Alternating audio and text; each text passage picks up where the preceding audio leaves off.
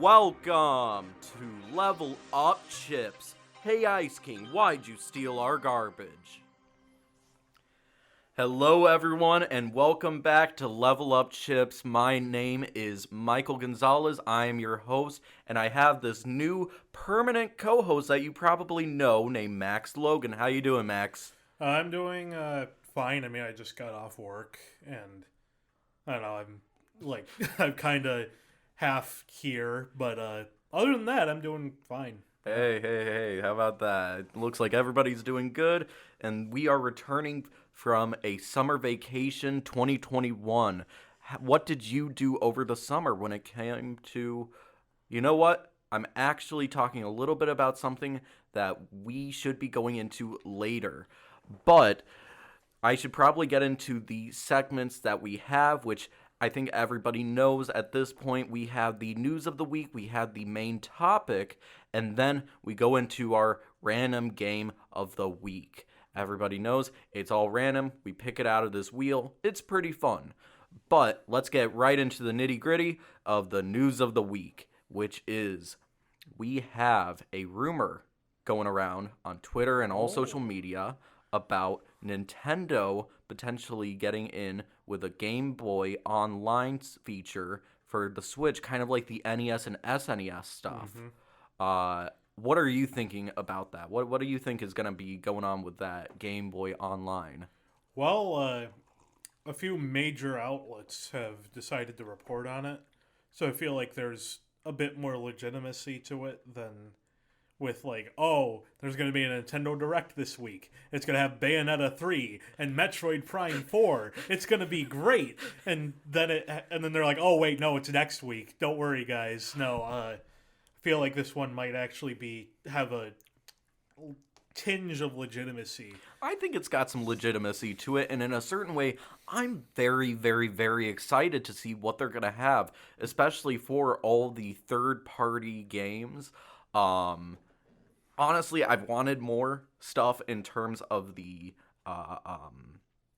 online features because NES, SNES, that's great, but we could really use stuff like some of the old, Pokemon games. That would be really neat. But we aren't even just looking at stuff like that. We're also looking at the old Donkey Kong Country games that were ported on the Game Boy. Right. The Donkey Kong game, which was pretty much a startup of the Mario versus Donkey Kong series.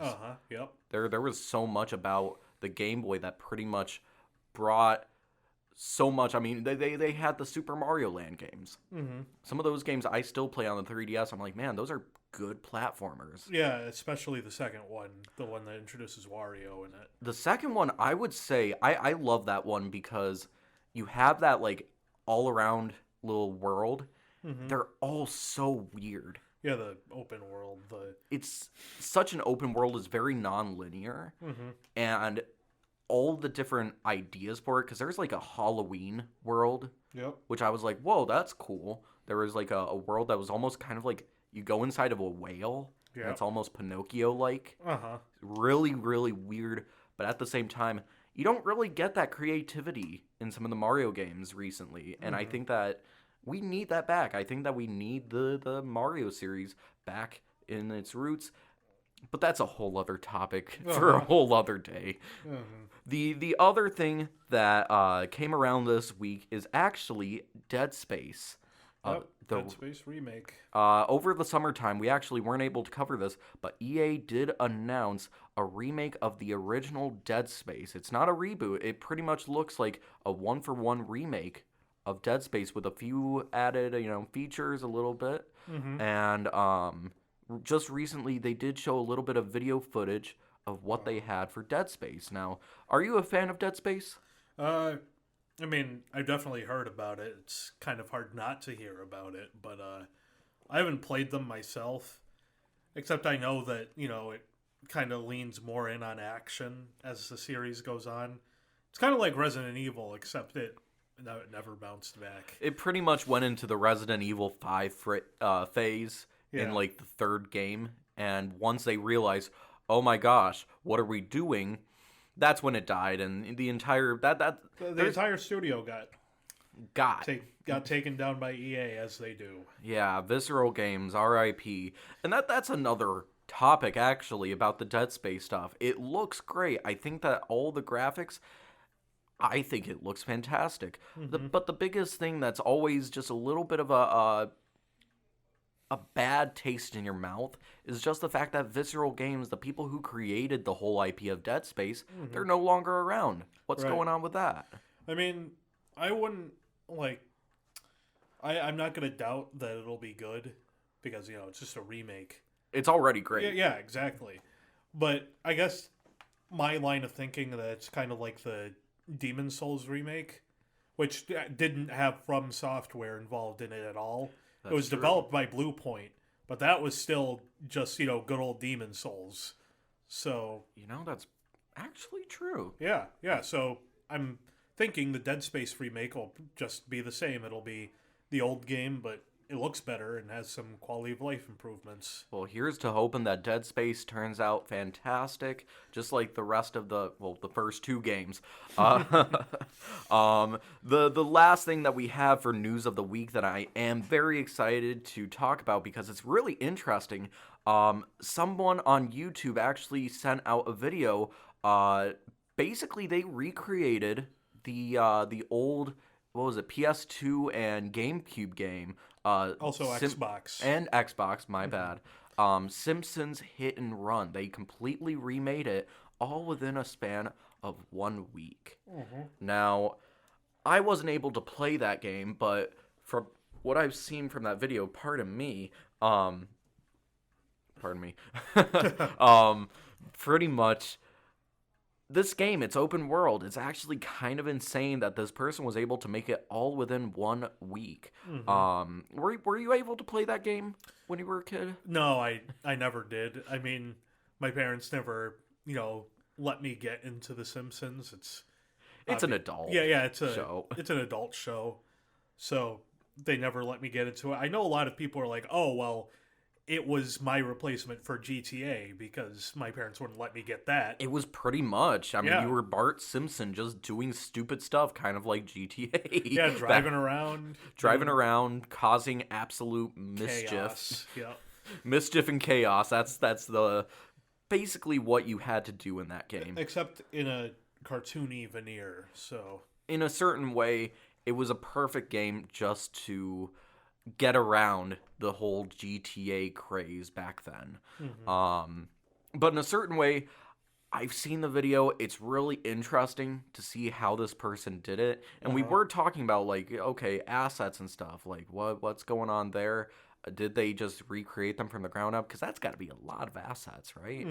Yeah. But you can find all of that stuff on the YouTube video. We highly recommend you search up Simpsons Hit and Run Remake because it's an insane type of thing that only a few people ever get around to doing. So what do you think? Do you think that we should head into the main topic? Yeah, I think so. All right. Well, the main topic, I was getting a little bit too much into it before, but basically, we weren't able to do a lot over the summer in terms of level up chips. So, in a certain way, we played all sorts of games. There were all sorts of game announcements that we were excited for. And we wanted to, in a certain way, just get that out of the way. Get that out of the way and just talk about what we're excited for and what's new that we didn't cover. And boy, oh boy, I played a lot of games, and I've seen a lot of things that made me scream. Would you wanna start? Okay, so first things first. I was playing. So, just for a little bit of background, I like to play fighting games. I pretty much can get into anything if I put my mind to it. And I heard about Guilty Gear Strive, which came out on June 10th, if I remember correctly. And I was like, oh, well, I played Exard. Like, I kind of liked it, but it was a bit hard. And somebody said, oh, well, it's just that, but, like, kind of easier. So I was like, okay, cool. Like, maybe I'll pick it up. And I did. It's so good. Like, it's... one of the best fighting games I've ever played. I mean, like, stuff like the visuals and the soundtrack. Oh, they're killer. Yeah, exactly. Like, the visuals are some of the best in the industry, for fighting games at least.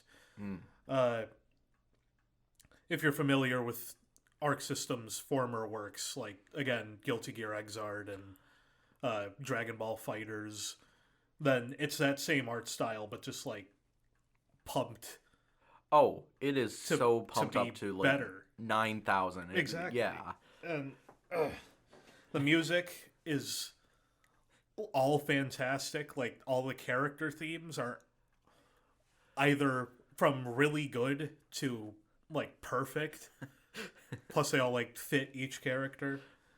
And the fighting system is accessible enough for newcomers to have fun, while also being deep enough that, you know, people who have been in the community for a long time can, you know, do some cool stuff and still have it feel fresh. I can actually attest to that because while I do know quite a few combos for, you know, Street Fighter, Mortal Kombat, stuff like that, I still consider myself a fairly, like, beginner, like, newcomer to the fighting game, you know, scene. And when I was able to play Guilty Gear Strive, because Max is my roommate, basically I played it and I was absolutely amazed by the, just like you said, graphics, the gameplay. There was so much about it where I was like, okay, I might not like this character. May. But I can still have fun for the most part, unless it's Max that's playing May. I'm just going to throw that out there. Max is kind of a terrible May player to me. Don't worry, they're worse people. Oh, yeah, I know. I've seen all sorts of videos, a.k.a. like Donkey, Video Game Donkey on YouTube. He had a video, and I got to say, you kind of play like him. him. Yeah, that's the idea. That's the idea. He That's just the kind game of... plan. He really likes to spam a dolphin in my face, and that's never a good feeling. It's never a good feeling when you're just getting spammed with a bunch of attacks, and you're like, I just want to move. For anyone who's still on the fence about Guilty Gear Strive, and you play fighting games, just to let you know, Potemkin is the game's, like, staple grappler, and he's actually really good. Despite being at the bottom of most tier lists, but he's a grappler, so, like, that's natural. Would you have to say that, like, there is no bad character? Yeah, probably the least good character is Faust, and that's because his combos are kind of low damage. Plus, you know, before this last patch, one of his supers didn't wall break, but that's beside the point. Besides, he's still really good for, you know, a bottom tier character. There's nothing to go wrong with this. If you like a character, you like how they move, more than likely you're going to be able to main them for the rest of your life. Exactly. So, Mike, what have you been playing? Oh, what have I not been playing?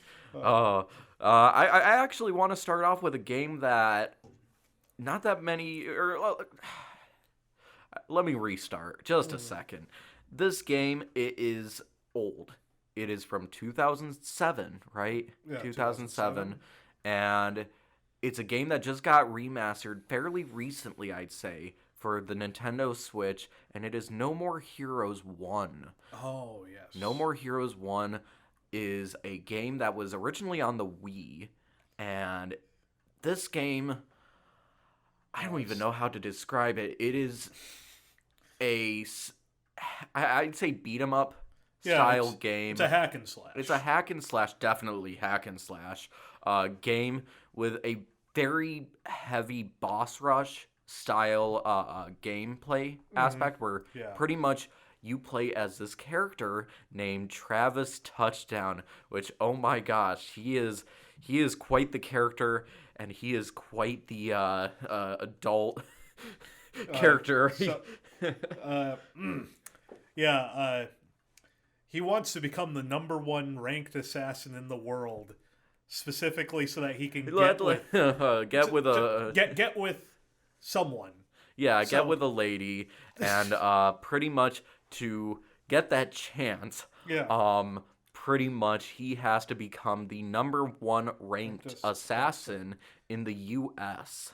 Oh, in the U.S. I'm pretty certain it's in the U.S., and then I think This, later on in the games it's like, okay, the world, and then in the third the one, which just came out like a week ago, it's the universe. yeah, he has to fight aliens and become the top ranked universe assassin. Yeah, so it just kind of piles on as it goes along. It's brilliantly ridiculous. Like It is so funny like you go to the bathroom to save.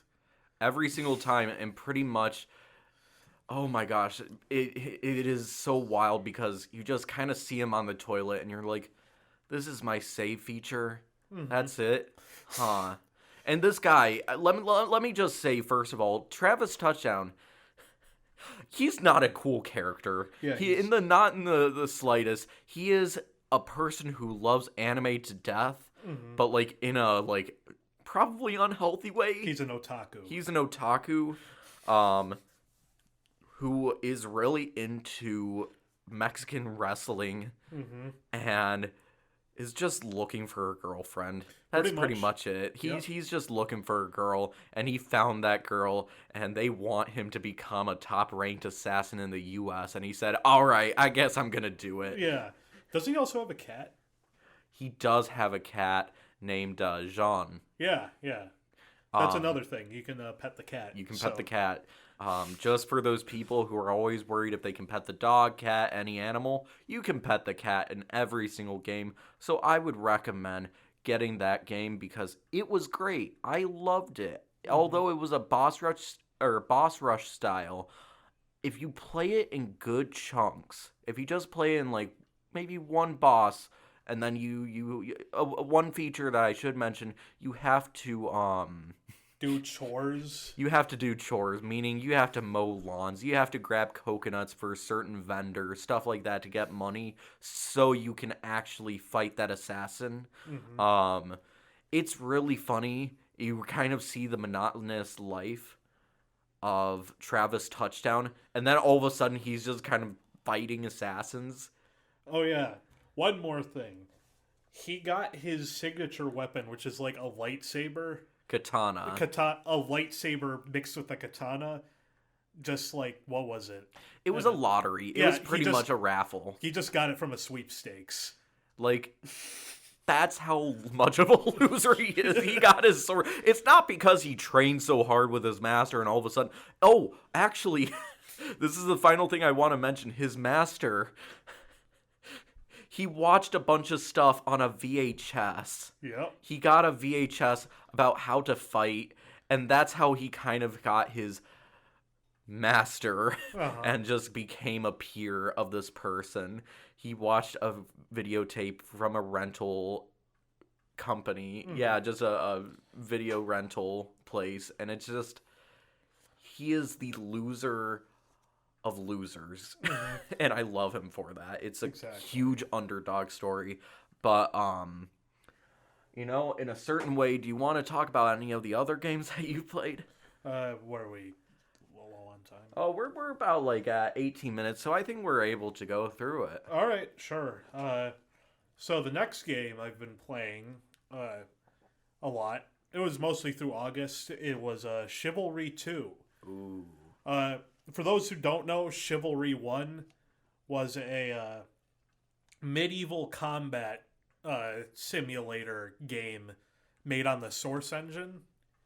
And just recently, a few months ago, they released the second installment, which is, you know, more of its own thing. Honestly, if it ain't broke... Yeah, don't fix it. Don't fix it, because this game was already perfect to begin with. Exactly. It's got a surprisingly deep fighting system, especially for melee combat. In a certain way, I would actually compare it to the Star Wars Jedi Knight lightsaber combat, because it's the same format of if you kind of like drag your mouse to the left and you click, you know, to swing, pretty much you are swinging to the left. Yeah, exactly. I mean, it's a bit more difficult to pull off on controller. It is, yeah. Yeah. And that goes the same way for Jedi Knight, actually. Jedi Outcast and Academy. Uh-huh. And it has, even though it's like an incredibly like gory game most of the time, like you could just cut people's heads off and their arms and stuff. It has a little bit of like humor injected It has so into much it, humor to because it. you can pretty much pick up anything. Like you can pick up pieces of meat and throw them at people. You can pick up like goblets. I've picked up a barrel before and thrown it at someone and killed them. You did a Donkey Kong? Uh-huh. I've seen it before, and it's the best thing. There's this YouTube channel that Max and I watch called Highlight Reel, and there are so many Chivalry 2 clips where things just go wild because this game is very literal with its like hitboxes and stuff. There's no leeway when it comes to like when someone gets hit. You will see people with like full-on artillery, like, you know, crossbows and stuff, and they just go right through like a shield or something, right into the person's like helmet. It's insane. It's absolutely wild, the type of stuff that you can do in that game. Yeah, of course it's got like a little bit of jank. Like, for example, if you get hit by a ballista, it's like getting hit by a giant in Skyrim. You just rocket into the air. I'd say that's a plus. I Yeah. always say that's a plus. I mean, it's not necessarily historically accurate, but it's pretty funny. Who said anything about being historically accurate? You're a knight who just got a barrel and chucked it at your enemy. Do you think... Well, I take it back. That could actually happen. yeah, but let's see. I mean, one problem I have with it is that, like, ranged engagements are almost always, like, either the archer is just, like, making you into a quiver, so you're just, like, getting shot constantly, you can't get in, or you get in and they just can't do anything and you just destroy them. So, would you say, actually, you're the history major, would you say that this is kind of accurate and historical? No, definitely not. Like, I mean, a lot of the weaponry is, I mean, on period and stuff. The armor seems to be, you know, it's not all just steel plates. Like, that's a misconception people have. Okay. But, like, there's bits of steel. But nothing, like, full-on, like, like plate armor. Well, like you see on Scooby-Doo. Yeah, exactly. Except for knights and stuff. But, you know, it's a completely fictional two factions. I was gonna say, have you, like, I've heard that chainmail already is, like... Super heavy. It is heavy. Yeah, usually, I mean, peasants were fighting, so they maybe have some chainmail, but it was mostly, like, cloth shirts. Yeah. Yeah. Yeah.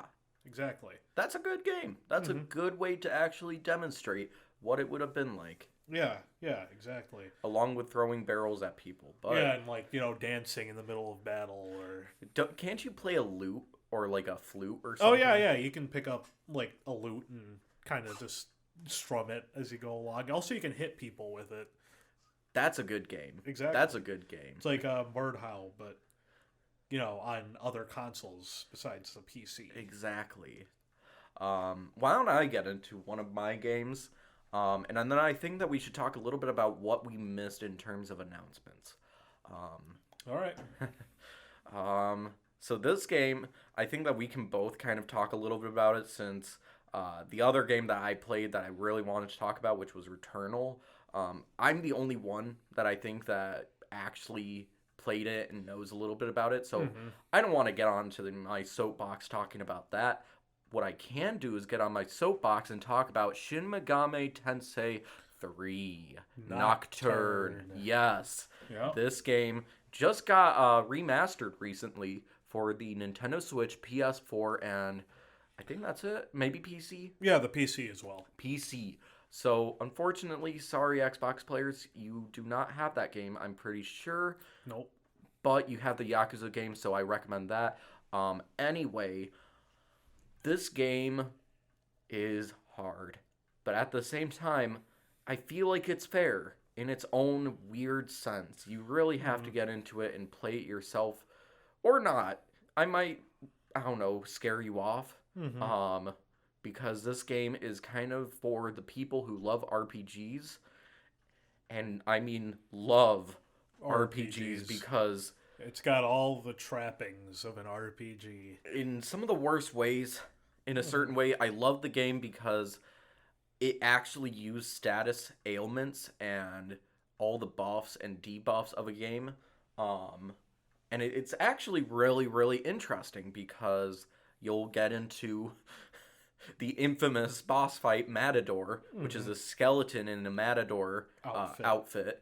And pretty much what he'll actually do, he'll debuff everybody so pretty much they cannot hit, they cannot evade attacks. You can't do damage. You can't do damage. You take more. Yeah, Exactly. So pretty much the system for this game is you basically have 4 different turns. Basically, if you miss, like you have a party of 4. So that makes sense, you know, 4 turns. So if you get a weakness of a character, if they're weak to ice, something like that, you get an extra turn. So now it's 5 turns all of a sudden. And you get to keep going, cycle through, and if you are smart enough, you may be able to get a full 8 turns on your time. Yep. And it's great. So it's so it's kind of similar. I mean, Persona is just a spin-off of Shin Megami Tensei. Yes. So actually I'd say the Persona system, the battle system, is an adjusted version of this. You know, you get more turns for hitting weaknesses. It's called the press turn system, except the difference is in that when you knock down all it knocks enemies down. You get an all-out attack. Yeah, which is just a massive group attack. That does serious damage. Exactly, but in SMT it just gives you extra turns. And I would also like to say this is a double-edged sword, this system, where if you actually miss an attack, if you try attacking someone and it misses the enemy, you just lost a turn. Yep. Meaning once you did that turn, now it's gone. You only have 2 turns left. Yep. So when I say this person, this Matador, basically debuffed you so you miss all the time, that means if you miss twice, that's it. It's that guy's turn. Yep. And he just made it so he will always hit. And also a dramatic attack increase. And a dramatic attack increase, meaning it could potentially be a critical, more likely. More than likely, you are going to die if you do not understand those buffs and debuffs and how to surpass somehow that fight. Which I died, I want to say once, if not twice, during that fight. I went back, I was able to beat it. Once I learned the system, you have no idea how kind of easy the game can be. I've had boss fights where I was accidentally 5 levels below. And I was like, oh, shoot, what do I do? I did exactly what the Matador did, which I literally just made it so they kept missing. I was like, ha ha ha, my turn. Kept getting criticals and just kept hitting them until they died.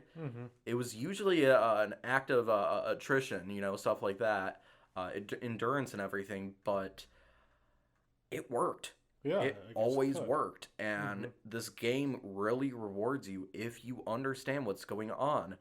I will say, though, it has random encounters, which is one of my biggest pet peeves for an RPG. Surprisingly, it doesn't feel bad to me somehow in this game, which people will actually probably yell at me about.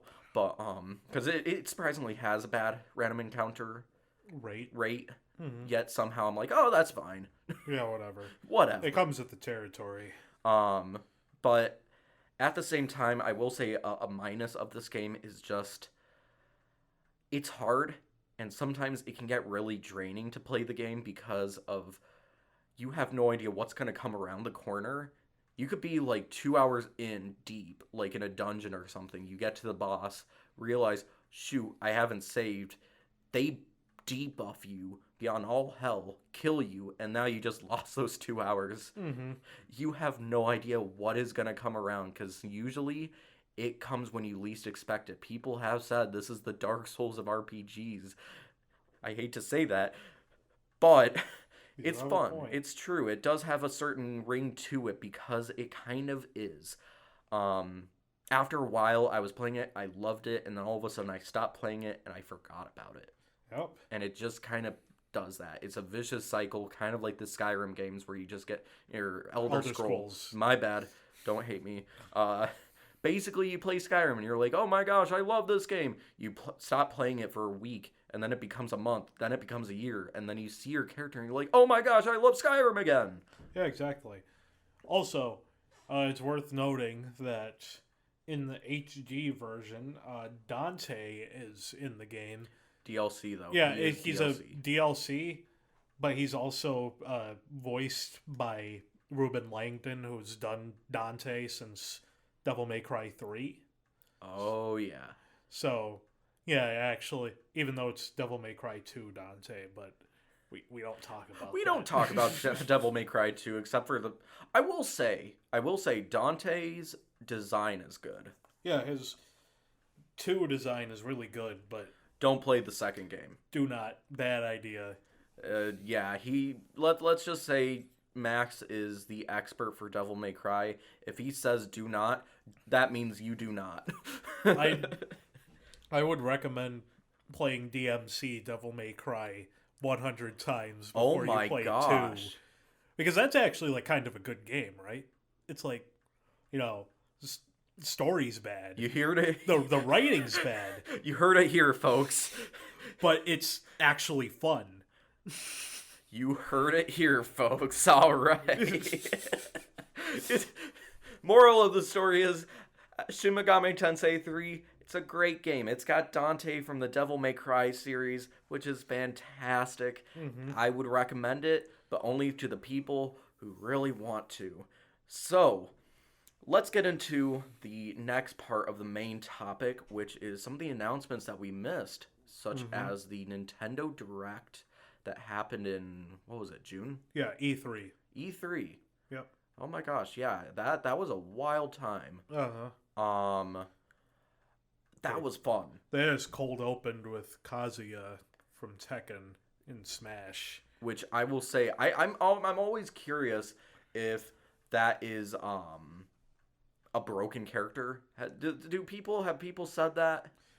Well, his AI is certainly a little bit crazy, but even some of the pro players are like, oh my gosh, what did they do with him? I'm just surprised nobody complained about the inputs like they did with Terry.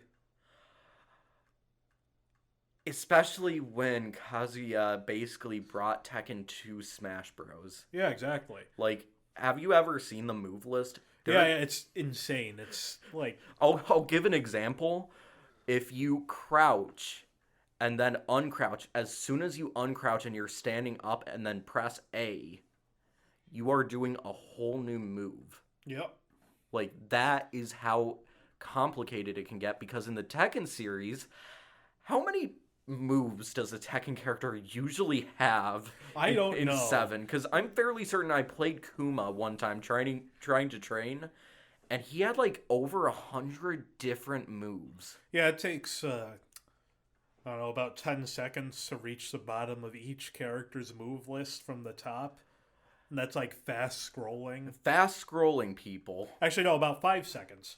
Point is, very large move sets. Because, actually I watched a video on this. Because the combos in Tekken and other 3D fighters are based off of juggling, there are just a ton of moves that like support that.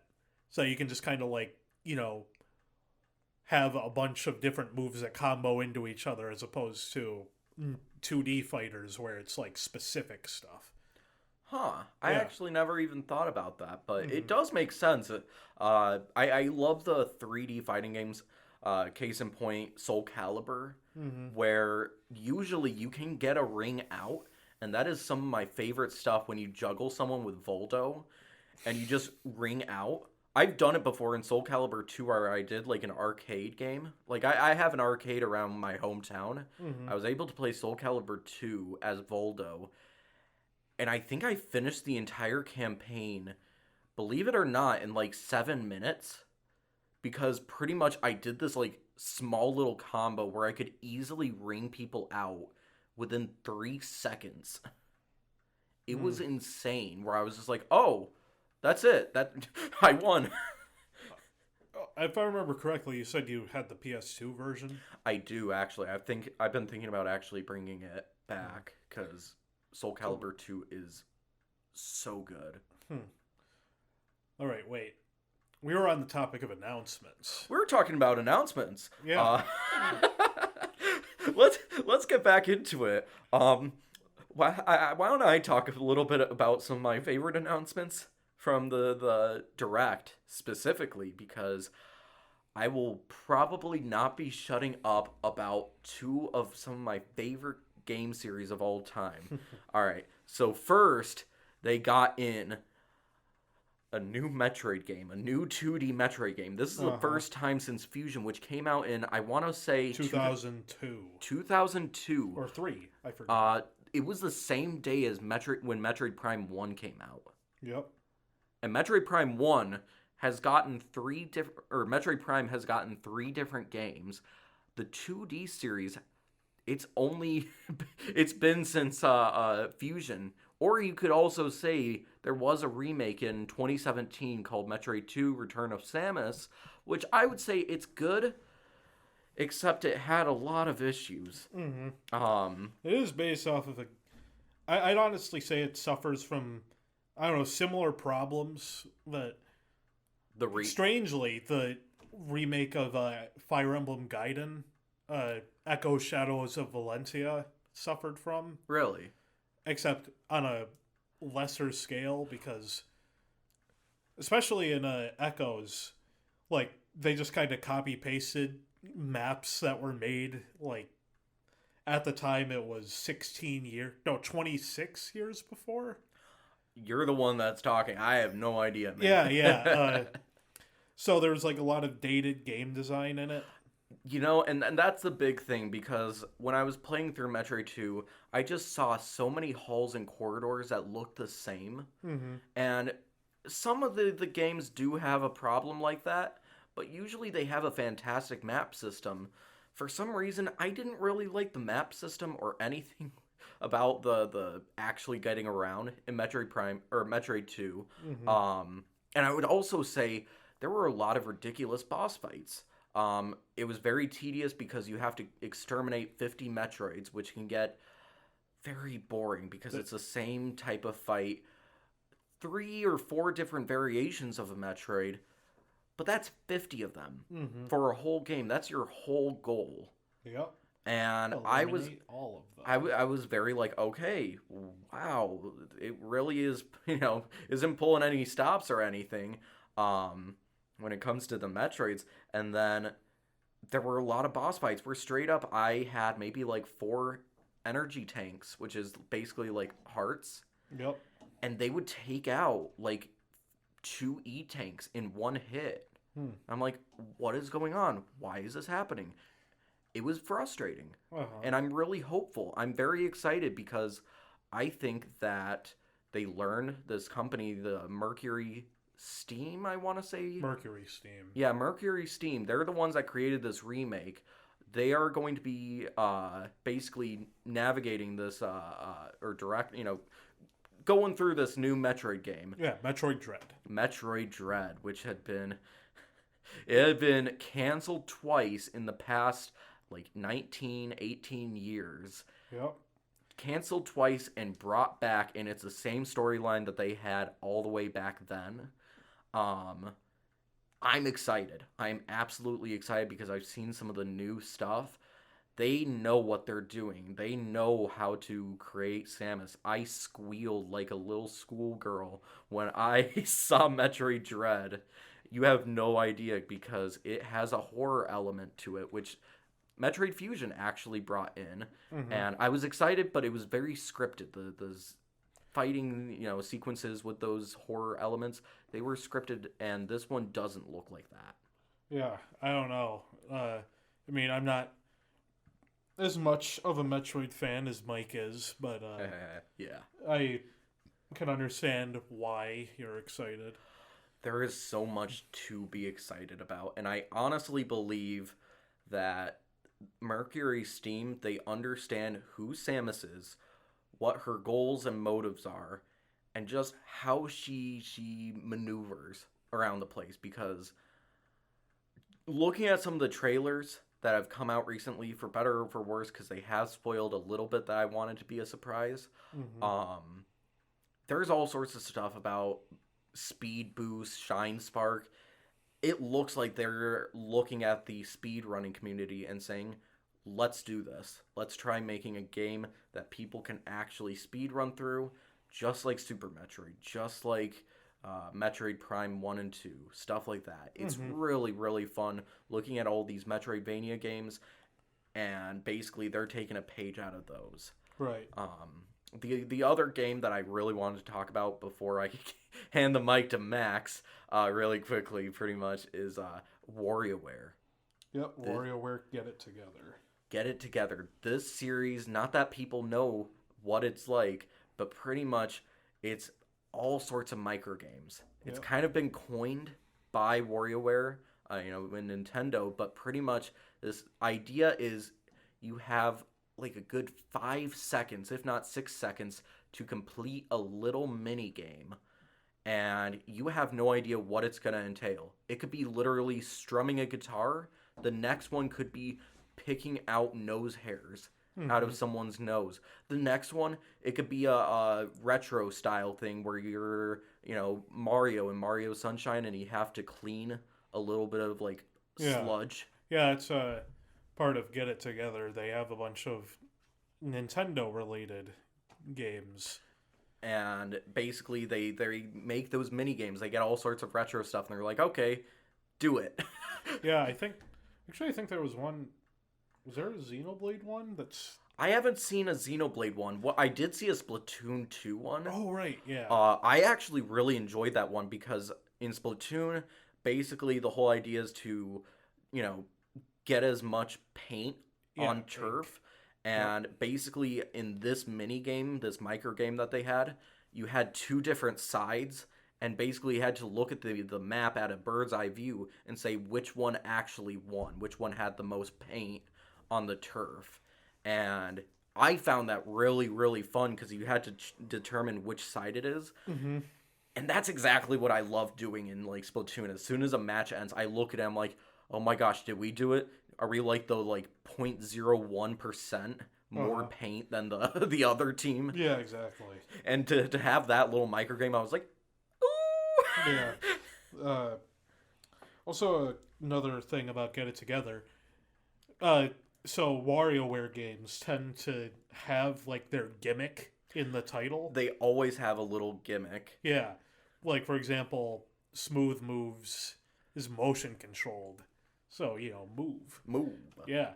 Or, something WarioWare like... Touched on the DS, where you have to use the stylus to touch and play those micro games. Or do it yourself, which is just make your own WarioWare levels. But that was so much fun when I got to do those. But, for Get It Together, it's multiplayer with just one other person? Yep, one other person. So it's co-op.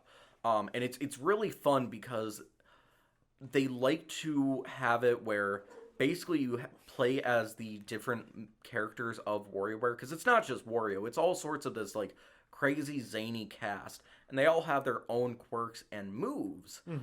So basically you have to use those people, shuffle around them, and determine what to do and how you use your moves to complete that goal. It's much more difficult than any other WarioWare game I've seen.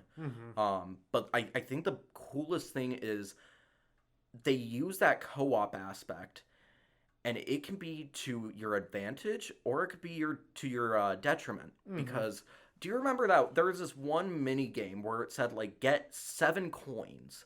Yep. And pretty much... Oh, yeah, it says, it gets 7 coins, no more, no less. It's literally that. If you get more, immediately you lost that minigame. If you get less, you just lost that minigame. So basically, if you have 2 people trying to get coins, I've had it before. It was like, okay, I'm going to get 7. And Max is thinking, I'm going to get 7. we accidentally got 9. Yeah. And then we lose. Like, that's a huge detriment where I was like, okay, we have to actually communicate when we do these.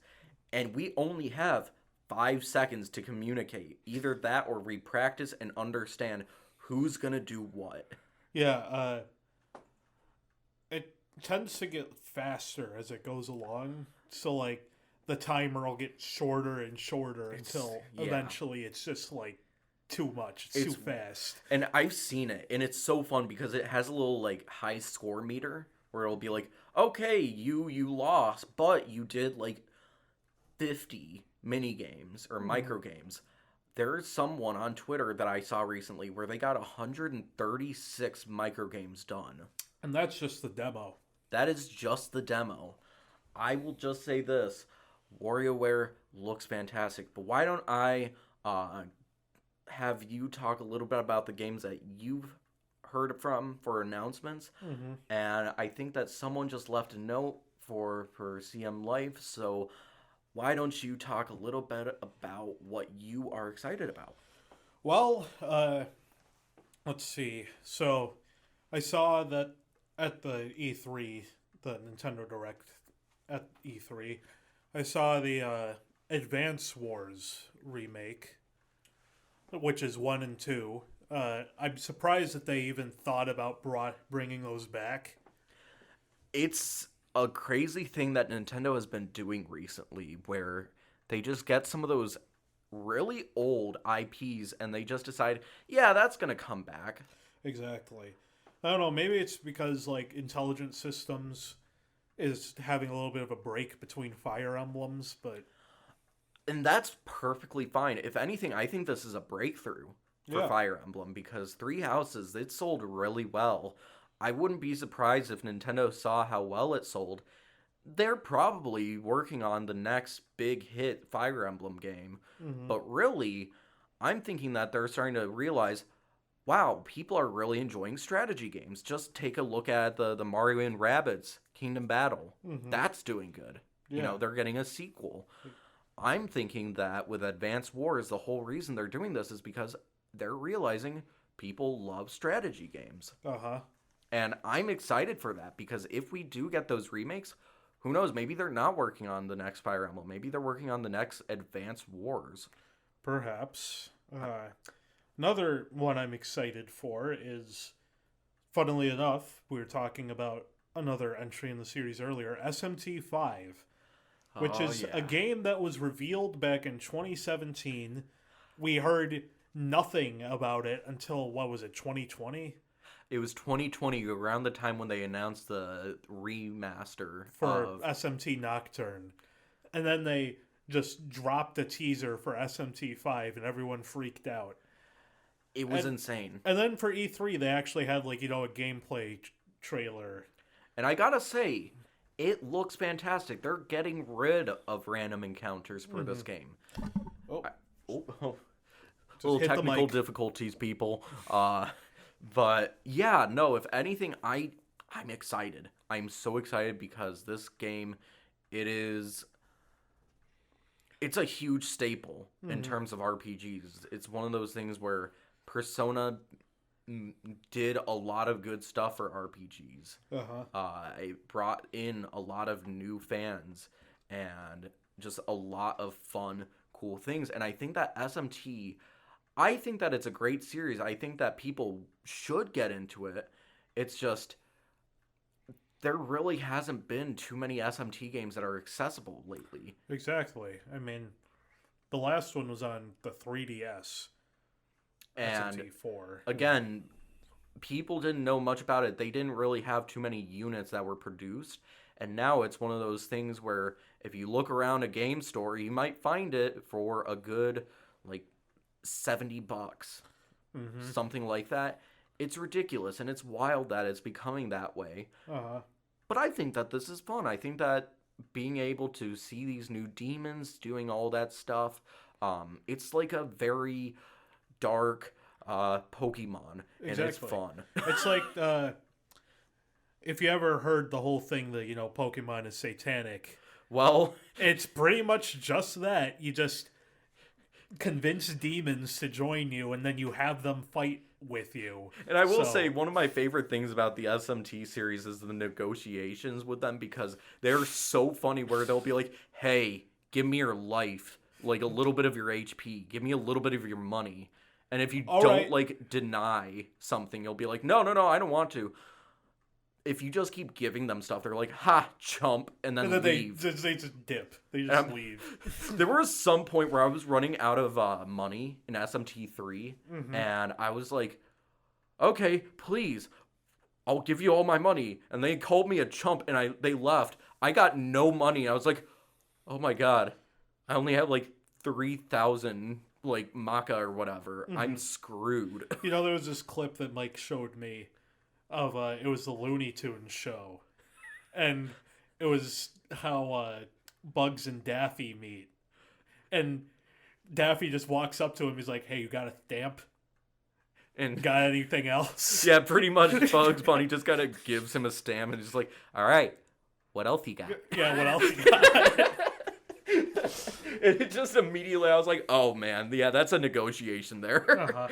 Yeah, they brought back the negotiation system in Persona 5. It was just a bit more simplified. Just to, make it less unfair when a demon takes all your stuff and just says, hot, idiot. Yeah, no, it's...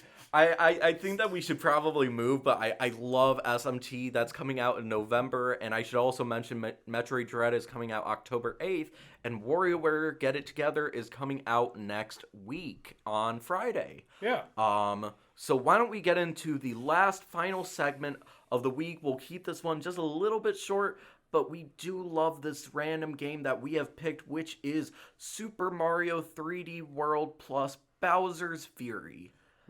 Oh my gosh, what a title. So, yeah, I mean, it'd be kind of hard to not know, but Super Mario 3D World was a Wii U game that was released back in 2013. Oh, yeah. And, it was kind of like a kind of basic Mario game. It wasn't what people were looking for back then. It wasn't. Yeah. They were looking for the next Sunshine, the next Galaxy, the next 64. Yep. They weren't expecting another 3D game, because the previous 3D game was on the 3DS called 3D Land. It was pretty much just a proof of concept. Oh, yeah. And it was fun. It was great. It was just... basic. Very basic. And for them to say, okay, we got that 3D Land formula, now we're going to add more people. I just remember thinking, so it's like New Super Mario Brothers Wii, but 3D. And I just kept thinking, what's the point of this? There's nothing super creative about it, but just like any other port of a Wii U game, this Switch version made me actually realize how much I love 3D World. Especially because you do have that co-op aspect that I personally think is the best 3D co-op when it comes to a Mario game. Exactly. Or best co-op. Best co-op, yeah, it's the only 3D one. But Max and I can attest that we have had our own competitiveness when it comes to this stuff, because once you complete a level, pretty much... Your points are tallied, you get a crown if you're the highest scoring person. And let me just tell you, people, when you have that crown, people go nuts over it. It's like the ring from Lord of the Rings. It is the ring. It is the ring that of power. It rules them all, and in a certain way, everybody envies that person, and they want to just see them crumble down. They just want to see themselves with that crown and think, ha ha ha, everybody else is a peasant. I'm the one that has the crown because I stomped a bunch of Goombas and got the stamps and the stars. Okay. Cast the crown into the fire. Destroy it. No. That's... And if the only difference between Lord of the Rings, that whole thing, and Super Mario 3D World, if someone says no... someone can just carry you and just throw you off of a cliff, or get you hurt intentionally so it knocks the crown off so you get it. immediately it becomes the most competitive stuff. We have had some fun fighting matches about the game. We are not going to say that it was bad, but it was fun. It was a lot of fun actually just screaming at each other that we want the crown. Yeah, exactly. And I will fight you for it. Yeah, there were adjustments made in the Switch version. Like, for example, the characters can run faster. It makes the speed so much more tolerable. Yeah, like, for example, the slowest character in the game is faster than the fastest one in the Wii U version. Which is just mind-boggling to me. And I would also just want to add for pretty much the end, Bowser's Fury is actually that concept that everybody was wanting for the Wii U version, which was an open world, non-linear style 3D Mario game. And I would say that it did really well. It was short. It was very short for one of those games. At the same time, it probably had some of my favorite formula when it comes to the 3D Mario games. Yeah, it definitely didn't overstay its welcome. Never overstayed its welcome. There was no going into painting. There was no going into the sludge that was M or anything like that. The paint. Yeah, the paint or anything like that. Nothing like that. Instead, the entire world was already loaded in, and pretty much you just went around. Level. You just did the level. You just had to. It was so neat just playing through that. Also, things like, what was it, Fury Bowser? That caused a stir. Super Saiyan Cat Goku. Super Saiyan Mario. Cat Goku. Mario. Yeah, no, it's Goku. It's Goku. It's Goku. Yeah. It's Goku with a mustache and Italian. Yeah. Also, really weird thing about it is that everything in that Bowser's Fury expansion, it's all based on cats. Like every single thing. Literally, the grass is fur. And I think that's where you don't. Actually, I will say, you don't get to pet the cat, but you get to become the cat. Oh, yeah. Yeah, you get to become a cat. Cat. Instead of Nintendo saying, we've got games, it said, we've got cats. Exactly. So, that was a weird phase. That was a weird phase, but I think that's a good thing to end off with. We're going to figure out what the next episode will be, but you will get to be the first to know as soon as possible. Thank you so much for tuning in to Level Up Chips. We'll see you later. See ya.